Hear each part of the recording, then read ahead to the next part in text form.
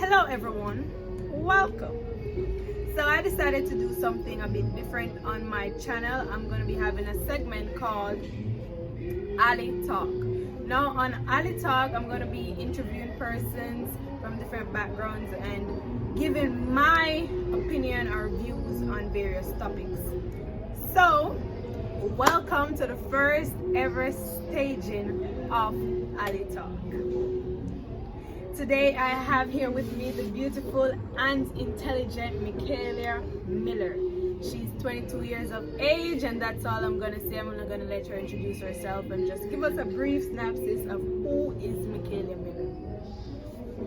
Okay, hi. Thank you for having me, Ali. So as you know, my name is Michaela Miller. I'm 22 years old. I'm a Christian. I'm a singing evangelist at my church, and I love people. I love to exercise. I love, writing, reading, helping folks. That's pretty much me in a nutshell. Yeah. So guys, that's Michaela Miller in a nutshell. So the conversational topic today is gonna be surrounding sex, virginity, and Christianity faith. First of all, Miss Miller, I want to thank you for taking the time out to come in here, sitting with me, to agree to sit with me and talk on such a personal topic. We all know that not everyone is as open or as bold these days. You have some persons who are very secretive about their personal life. So I really want to thank you for coming here today and sitting with me, talking on such a personal matter. So before I go right into it, I just want to ask you, how long now have you been a Christian? 12 years. 12 years. So you're 22 now. So that's since you were 12? 10. 10? I'm not good at math.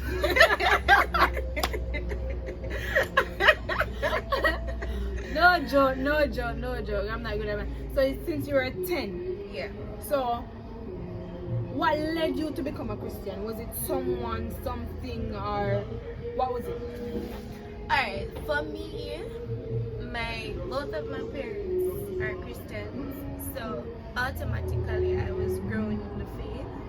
But it's not a situation where one of them, would force me to say I have to get baptized or I have to go to church.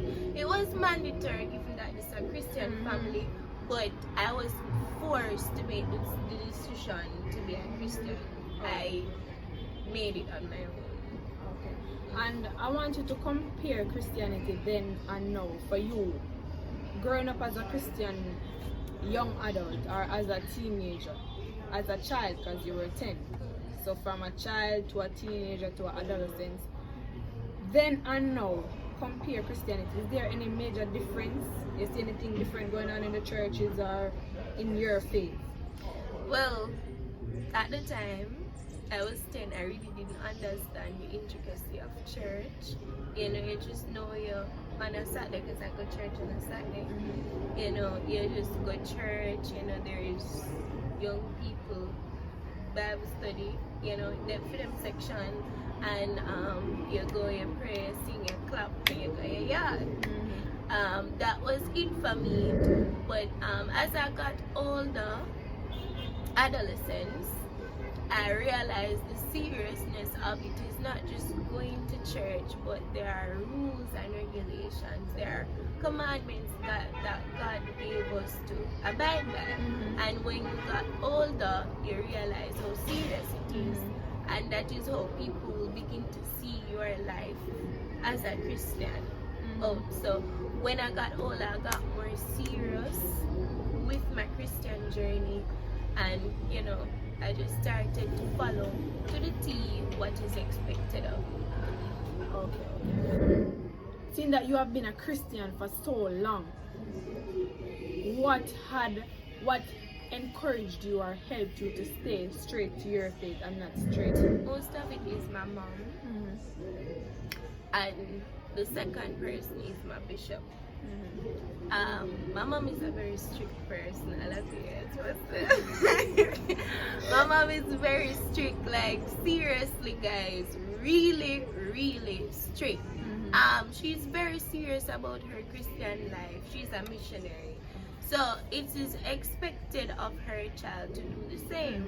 So if I'm supposed to do something wrong, she said, Michaela, say that no right, God I watch you and and I will listen to her. I always listen to her and I try to do the right thing. My bishop now, the church that I go to is not really like other churches, Other churches don't really care about young people. As long as them color them offering them good.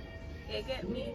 My church, my bishop, she really pays attention to the youth department because I'm always go come down from youth and say youth can't live in a church, youth always a fornicate and them some of them. But she told us, she tell me say okay, only can do it and motivate us to do it and give us the word, encouragement, Bible study. Show, not just say okay, you're not to do this, but show the scripture or back it up to say okay, this is the way you are supposed to go. And because of that, and plus my mom, I was able to stay in church. Although sometimes I feel like straight, I'm not perfect, but that was how I stayed over these years. Okay, so I heard you mention that your mother is a missionary and it is expected of you to follow in her footsteps or act accordingly. Do you want to follow in your mother's footsteps? Do you want to act accordingly? Like my mom? No. Alright. Yes and no. I can't be like my mom. Because there are certain things that she does and I can never do it. I can't. Because my mom wake up like 3 o'clock and pray straight back to 6. Wow. We can't do that. I mean, I aspire to actually reach that place where I can wake up early and have a good prayer life with God. But for now, I'm not at that level. But in certain instances, I would want to take on some of her attributes, but I can never be her.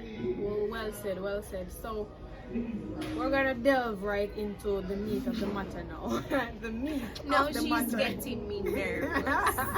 Get into her personal life a bit. When you were answering just now, you mentioned fornication. So I would like to know, Miss Miller, have you ever committed the act of fornication? No. Never. Never. How close have you went, or was there ever a time that you went close to committing that act? Never. So have you ever been in a relationship? Yes, once. A serious relationship once. Yeah. How long ago was that? Long time. High school, yeah. So I know that. Look, Ali. I have to ask the question. How long did that relationship last for? I think it lasted for about 6 months. 6 months, that's a very long time. Typical women wait until 3 months to, initiate the body parts. We're big people. Typical woman wait 3 months to start having sex, but seeing that you are a Christian and you believe so strongly in your Christian faith, I'm very sure that you told that person. How did that person react, or did that affect the relationship, and what sort of relationship was it? I know it was high school, but did you guys only talk? Did you get close, hugging, kissing? That was alright.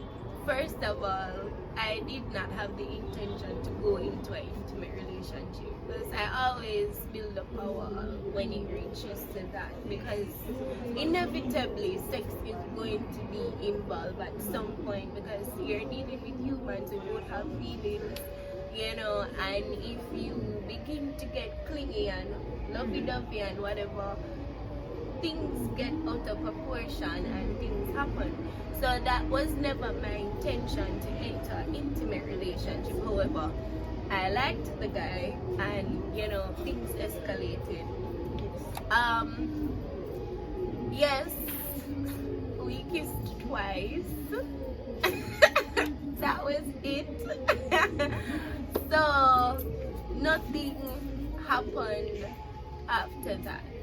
So how was the kiss for you? After I will not answer that question, Alafia. but tell me something.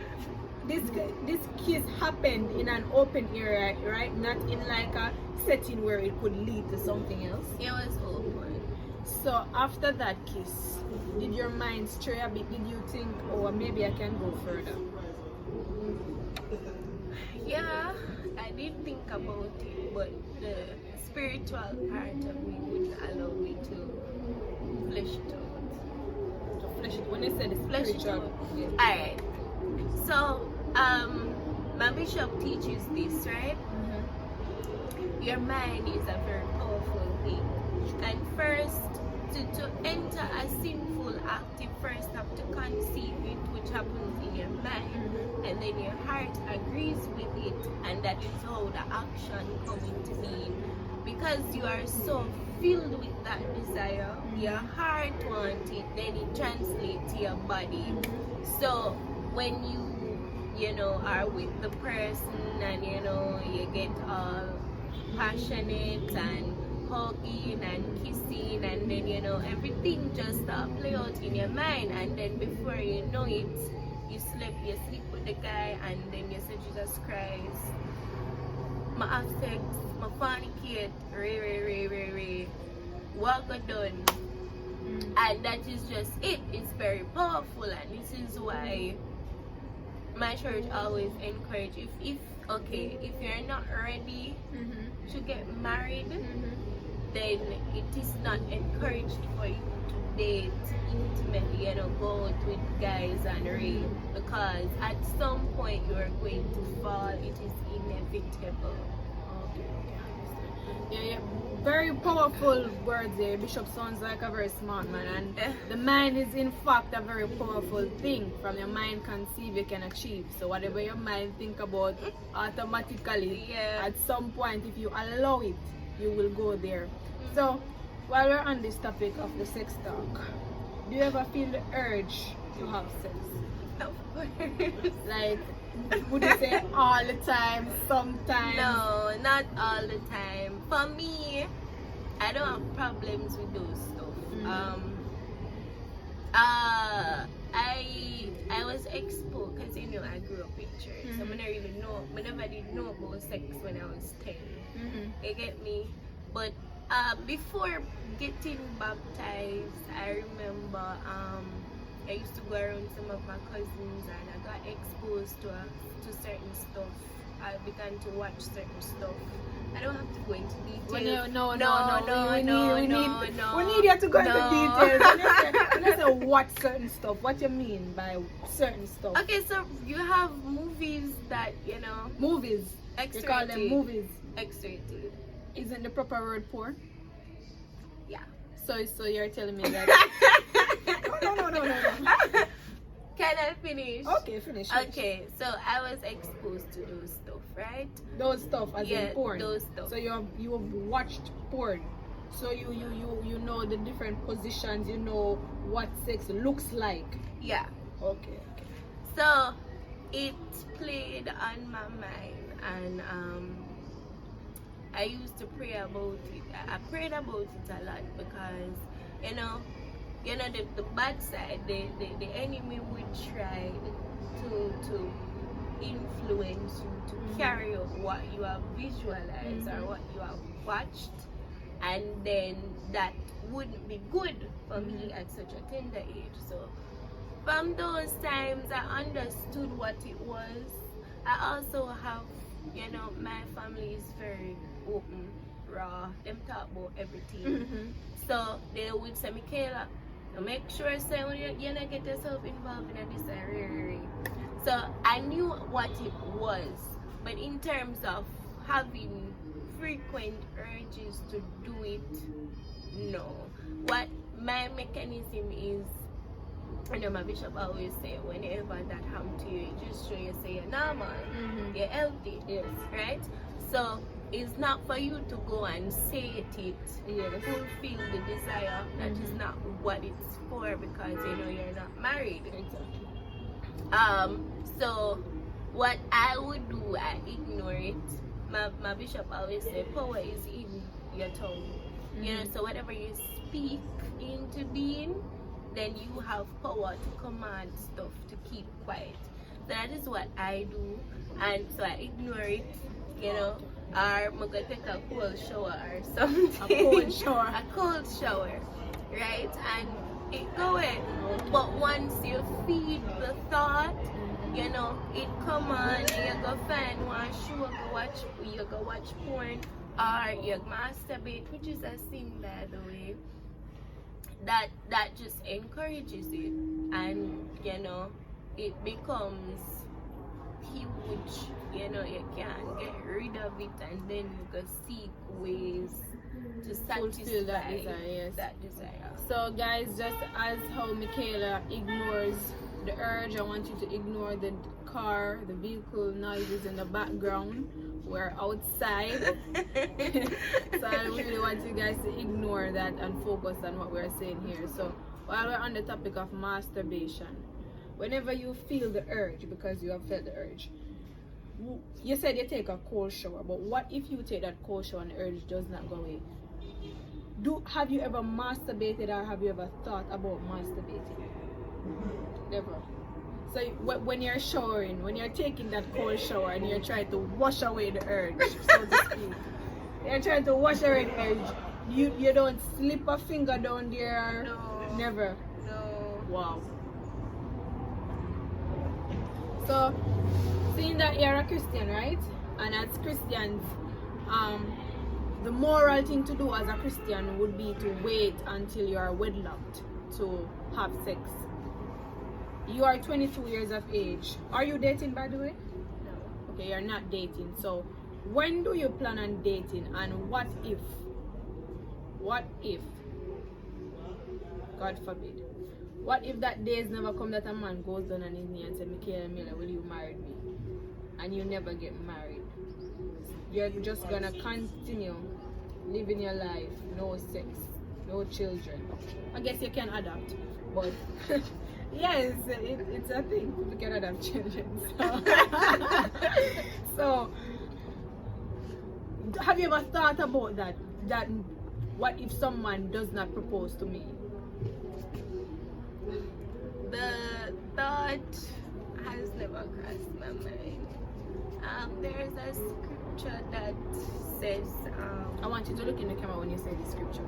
okay, so there's a scripture that says, if your ways pleases God, then He will grant you the desires of your heart. I trust God enough to know that if I stay faithful to Him, you know, keep the commandments, do whatever I have to do, then by all means He will provide the person. But I've never thought of, okay, no one ever marrying me or proposing or whatever. I have faith enough to know, you know, if me, I put out effort for keeping God's commandment, then He will in turn supply me with my needs or with my desires. And of course, it has to be in His will. So if it is not in His will for me to get married, then can't really change that. But if God so desires that He will provide that person, then I am just waiting. And I think I agree with you on that. Faith is the belief in something more than what it is. Yeah. So whatever you have, in whatever you're doing, first of all, you have to put God in it. And I've been there so many times that, and once you put God in it, trust me, it will come through. And once you have faith in something, faith is a very important thing, such a strong word. I want you guys, after watching this video, I want you to go and Google the word faith. And moving on from now, after watching this video, in everything you do, put God in it, have faith, trust in Him. You see, once you have faith, trust me, it will happen. Believe in that. So, alright, Michaela, I just have a couple more questions for you. You're an adolescent and going through your teenage years, seeing that you're a Christian. This means that you have never been to a party. You have never bubbled your body for the up top boss. You have never set good like the ice in a freezer. You have never really enjoyed listening to the dancehall music that our culture is all about. How do you know who is Vibes Cartel? Do you listen to dancehall music? Like, are you only listen to gospel music? I don't listen to dancehall. I hear it. Mm-hmm. There's a difference between listening and hearing. Indeed. I don't have no dancehall music on my phone. It's just straight gospel. I know you're an avid listener of Vibes Cartel, and he's your artist because we go way back. Yeah, we go way back. So no, I don't listen to dancehall, and gospel is what I. So you're telling me that you have never been in your room one day looking at yourself in the mirror and be like, damn, I'm fine, and trying to bubble your body for the up top boss? No, Alafia. So you have never had No, hold on. Yes, hold right on. So, before I got, because remember I told you when I was smaller, it was after I got older that I took Christianity to another dimension in terms of my faith, my stability, the seriousness of it. So when I was smaller, right before I got baptized and after I got baptized, like probably a year, I liked music, I liked to dance, but dancehall still wasn't my genre. I liked R&B, hip hop, and reggae, and so forth. So, I remembered when I used to dance, I joined cheerleading, that's something, and of course, dancehall was what they played. So I had to dance to it. I really liked to dance, but after I got older, I kind of stopped doing something. So yeah, at that point, I would have danced to a dancehall music. Okay. So Jamaican culture is strongly, or it includes music, and music is a part of Jamaican culture. More specifically, dancehall and reggae music. And you know, our culture in Jamaica, we all about the party, we all about the vibes, we all about the, you know, out there, the excitement. We like to go out, we like to party. And every other day, there's a party in Jamaica. If not every day, it's just this, since this corona thing, you know, it has slowed down. But on a regular, every day or every other day, there's a party in Jamaica. Do you ever think that you're missing out? Because I know you have friends who probably go out and talk about party, and you're on Instagram, you're scrolling, you see all these things happening. Do you ever think you're missing out, or have the urge, or say I would want to go to that party? I feel like, you know? I've never been to a party, and I've never said, oh, I'm missing out on anything, to be honest. One of my greatest fear is to, you know, say, okay, I want to experience stuff outside of God and never getting the chance to come back. Not many persons have that privilege, you know, puss and dog now have the same luck. So I've never said, oh God, I wish we could have gone one party. Nah, that was never my thing. So you're 22, I've already established. When will you become 23, by the way? October, what day in October? The 7th. Okay guys, if you want to give Michaela a gift for her birthday, just comment below. You can DM me on Instagram, I can get the present to her. So, this is my final question to you. Do you have a age goal that you see yourself getting married, settling down, having children?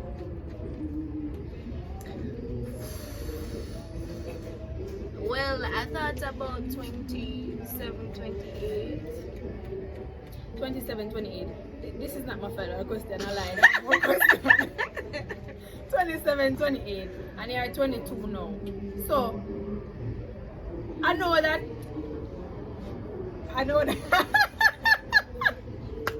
I know that. Well, I'm not gonna phrase what I'm about to say like that.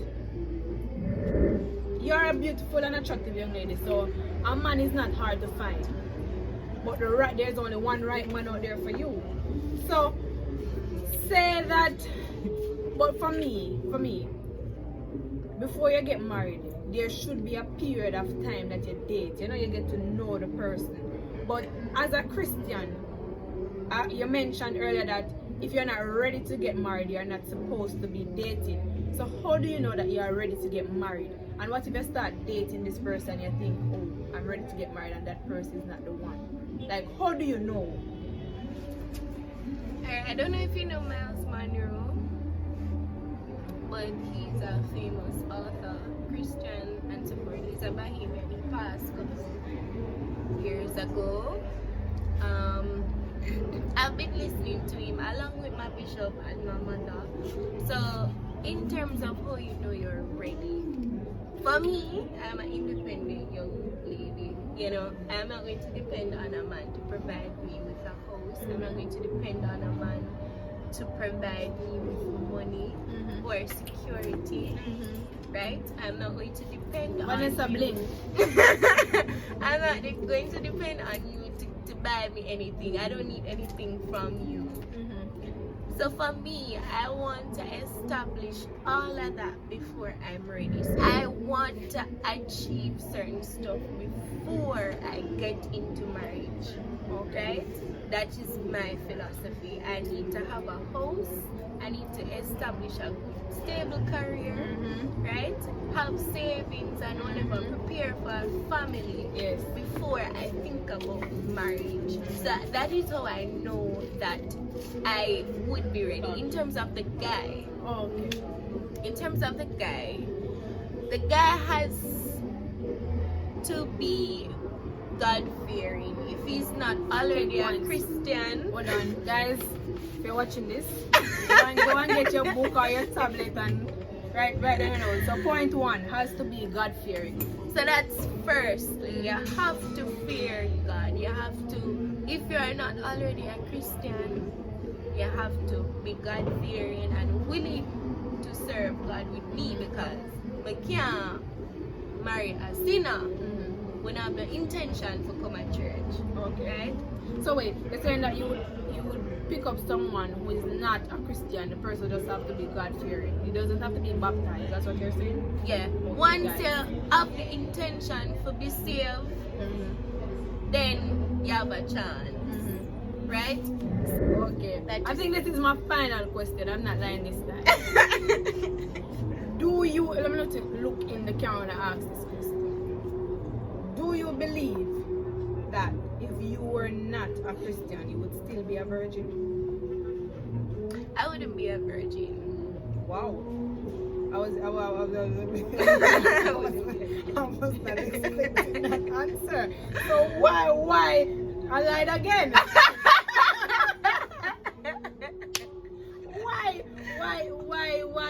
Why do you say no? I mean, it's a given. This world that you live in, sex is becoming so casual.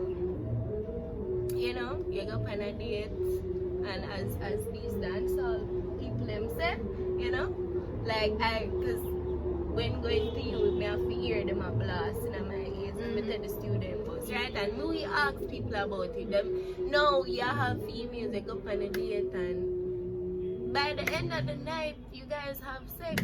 So it's becoming so casual, and then knowing me, if I have a connection with you, so I would wait a particular amount of that, like probably 3 months or whatever. So if I would and I would have a boyfriend or whatever, would be dating or whatever. So at some point I would have broken my virginity. So I like your honesty, Michaela. I really appreciate the honesty, and I think that's my final question. Okay. If I think of any more, as I say after this finish, I say, oh, she should have asked that. I will do a part few. So again, I want to thank you for sitting down with me, and you're making history right here. This is the first ever staging of Ali Talk. So, and you're my first guest on the show. This was fun. I hope you guys enjoyed this video, and again, thank you very much, Michaela, for coming to talk with me.